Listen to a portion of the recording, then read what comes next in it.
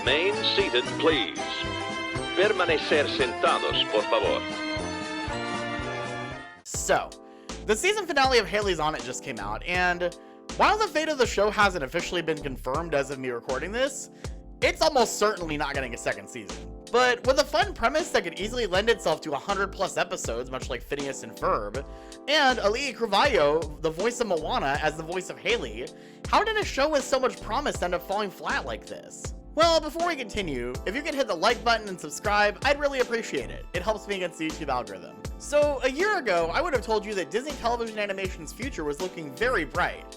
Hamster and Gretel and Kif had just come out, Hailey's On It was about to premiere in June, and The Ghost and Molly McGee had just started its second season.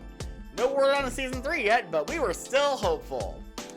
Oh, how young and naive we all were. The Ghost and Molly McGee was actually the last Disney TVA show to get a second season pickup before its debut, and they had even gotten an early greenlight to start working on scripts for a third season after season 1 debuted and did quite well. But the second and third drops on Disney Plus didn't perform as well, and by around April 2022, it had been decided that Molly McGee wouldn't get a third season. I attribute this almost entirely to the show's marketing and release strategy. Because when the episodes are on cable first, your show's most passionate fans are going to watch the episode through whatever means they can, legal or not. And your casual viewers often don't even know that new episodes are out, and it's hard to get new viewers to find a show on a streaming platform when you don't do any additional marketing. Bill and Bob asked for one more episode to wrap everything up, and as much as I'm frustrated that the show was cut short, I'm still forever grateful that they got to end the show exactly how they wanted. That's especially preferable to having the show potentially end on an insane cliffhanger, but let's not get ahead of ourselves. So why am I bringing this up? Well, Molly McGee obviously had way longer to go from finding out that the show wasn't getting another season to the final episode actually airing because they just had more episodes. And there was actually still hope that the show could get a third season last year due to changes at the studio. Shows like Hamster and Gretel, Kif, Primos, and Stugo seem to be following a new strategy where the network greenlights 20 episodes, and then, as those are nearing completion, so long as the network likes the show, they get an order of an additional 10 episodes. Which is nice if your show is successful because 2 seasons now means 60 episodes instead of 40. And it really does seem like the network had a lot of faith in the show when it launched. But then you look at the Google trends and see that after it debuted, Hailey's On It was consistently below Molly McGee and Kif, and I imagine that with Hailey Carvalho as the lead character, they were looking for higher numbers than what they got. And this is backed up by what many of my friends have said about the show.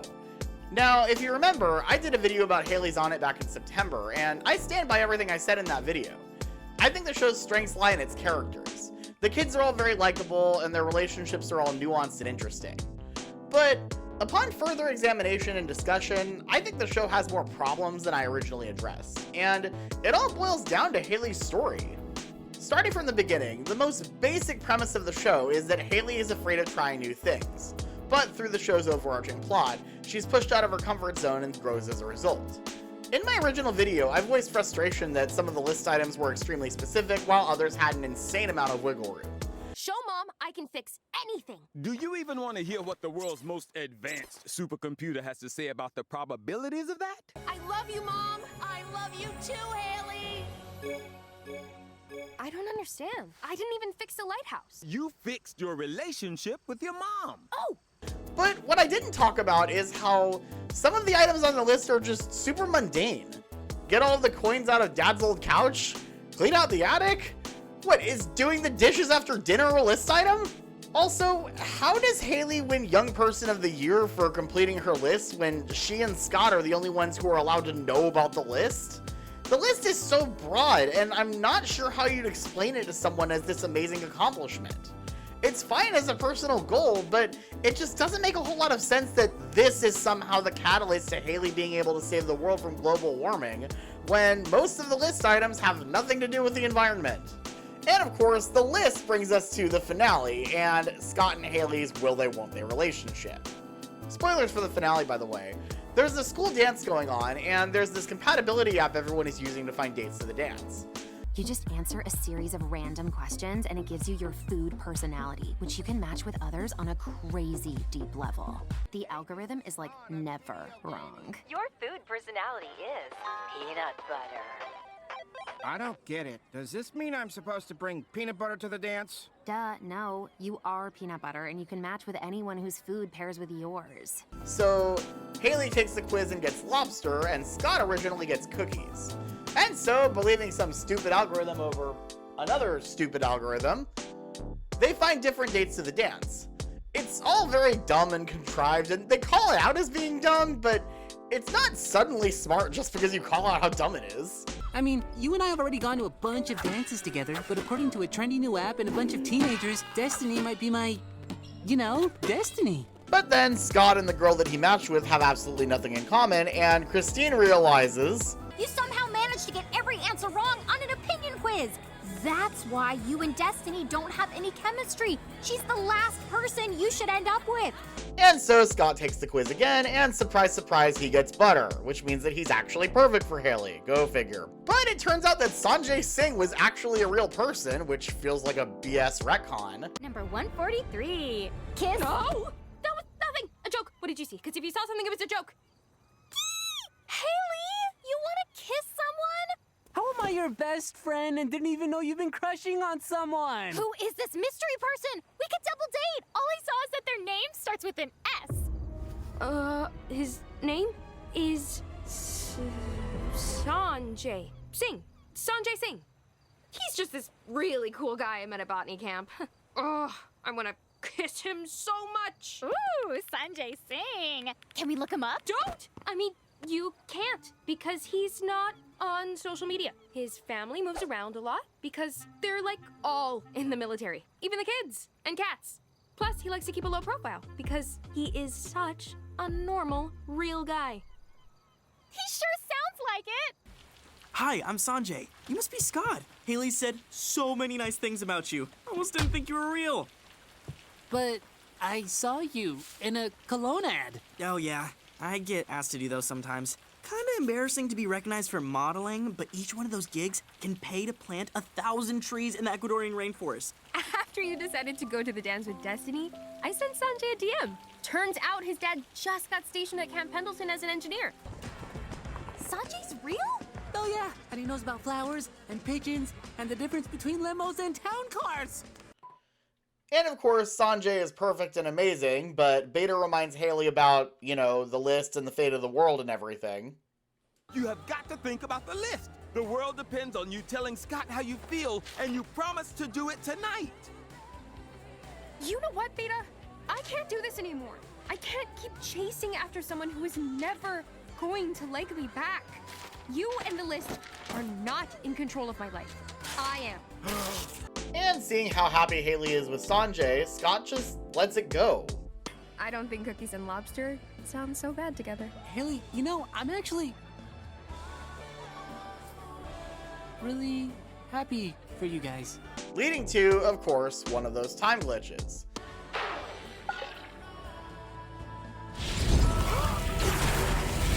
What the heck is happening? And Beta finally tells Scott the truth. Look, this goes against all of my programming, but there's something you need to know. There's one list item Hailey's never told you about.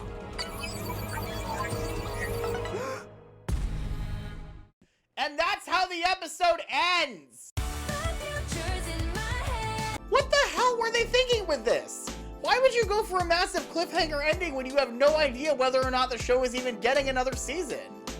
Like I said in the original video I did about the show, I was extremely worried about the romance element being such a big portion of the show, and was pleasantly surprised by its execution. What I didn't know was that the show's original title was I Will Not Kiss Scott Fetterman, so the kiss was always a central part of the show. I haven't talked that much about Starverse: The Force of Evil on this channel, but that is a prime example of a show that was completely taken over and subsequently ruined by shipping. This show had it built in from the beginning. I have to wonder, were they really just banking on shipping culture to make this show successful? What kills me about all of this is that the romance is simultaneously the best part of the show because it's the most compelling thing about it, but it's also the worst part of the show because it shouldn't be the primary focus and it brings everything else down. And the same goes for Beta. Beta is a really funny character, at least in my opinion. But Beta is an AI designed to calculate the best time for Hailey to complete these various list items. And that largely results in Hailey feeling like a very passive character in her own show. Technology has been doing the work for you for a long time now. She's not doing these list items because she really wants to. She's doing them because she has to. Hailey Banks has almost no agency of her own throughout the show. Yeah, she's resourceful and is still able to take charge of a situation, but it still feels like a case where the plot is driving the characters instead of the characters driving the plot. And the only real exception to this is when Hailey actively defies the list. And after the first episode, she never really has to overcome her fear of doing something on the list. She just does it. With the exception of the kiss, it feels less like things she was afraid to do and more just things she thought would be fun to do one day but never got around to doing. And all of these random tasks suddenly have massive world-ending stakes because it either all matters or none of it does. I think all this does is add massive unnecessary stakes to completing the list and finally telling Scott how she feels, when this all should have been a personal journey to begin with. There's a couple of different ways you could go that would be more interesting.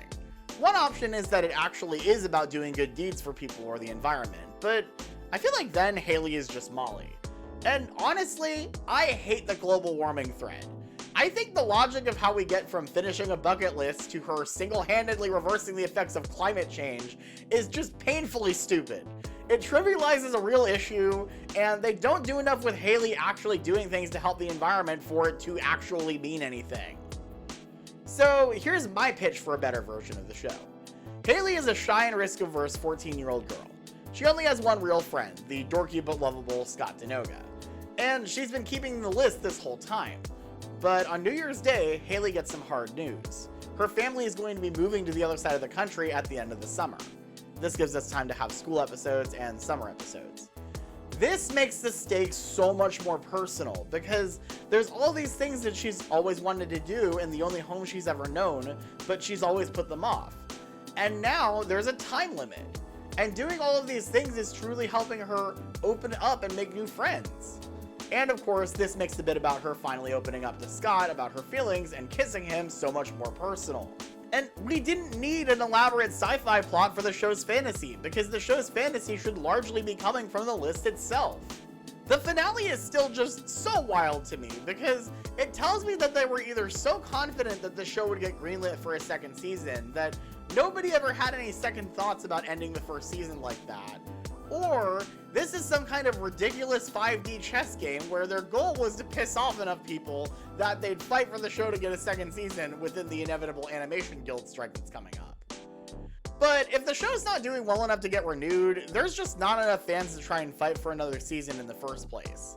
That's exactly why we're not trying to, quote, save the ghost of Molly McGee with the Long Live TGAM movement. Our goal is to continue to keep that Molly McGee spirit alive and try to make the world a better place.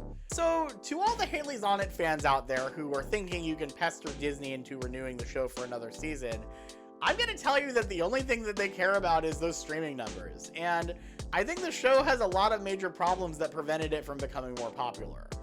I've even had some people ask me to rally behind trying to get Hailey's On It another season. If I'm not directly trying to get Disney to revive my favorite show ever, because I know that won't work, what exactly makes you think I'd do that for a show I just don't care about? Kim Possible was revived because of the fans, but that was also way more popular, and Disney was only ending it for arbitrary reasons. The network clearly had a lot of faith in this show, and it seems like it didn't pay off. Kim Possible was obviously a huge inspiration for Hailey's On It. I mean, they literally say in the pitch bible for the show that Hailey and Scott's relationship was very much inspired by Kim and Ron in Kim Possible. But Kim and Ron didn't have a will they won't they relationship for the entire series. I do think shipping played a large part in Kim Possible's popularity, and I think that largely led to the fan movement that ultimately got the show renewed for a fourth season. But imagine if Kim Possible had started by telling the audience that Kim and Ron were endgame. A lot of people I've talked to were really frustrated by the way the show handled Hailey and Scott's relationship, and I can only imagine that on the off chance the second season did happen, they'd drag it out all the way to the finale again. Having the kiss be such a prominent element of the show turned a lot of people off, and I think it was a huge mistake. But perhaps most damningly, other people I know have said that they stopped watching because they were just bored. And I'm right there with them. It's not a bad show, but I just completely lost interest. It's a show that had so much going on, and yet it had very little going for it outside of the romance aspect. And the whole sci-fi Terminator storyline just overcomplicates things. The Ghost and Molly McGee was way funnier, it had better characters, the comedy was a lot stronger, it had a way better and more interesting romantic plotline, not to mention a much more meaningful episode about climate change. And it was just overall a way more fun and interesting show. And just to clarify, just because I'm criticizing the show and identifying things that I think are problems with it and reasons why it didn't become more popular, that does not mean I am criticizing people who like the show. If you like the show, that's great. By all means, please enjoy it. And obviously, you have every right to be upset that the show is not getting renewed off of a cliffhanger. That's completely ridiculous. I've been in your shoes. I know how this feels. I was a fan of Milo Murphy's Law, for f***'s sake. If I had a nickel for every time a Disney Channel show with a big star voicing the main character ended unceremoniously, I'd have 2 nickels. Which is not a lot, but it's weird that it happened twice. It's my world and we're all living in it. Like I said before, the strengths of Hailey's On It really do lie in the characters and their relationships. Specifically, Hailey, Scott, and Christine. But it's unable to overcome the major weaknesses.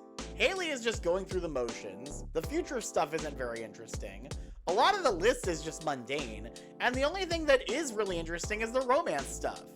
And on top of that, I just don't think it's very funny. But to all the Hailey's On It fans out there wanting a more satisfying conclusion, I've got you covered. It's not the attic, you buffoon! Look, this goes against all of my programming. But there's something you need to know.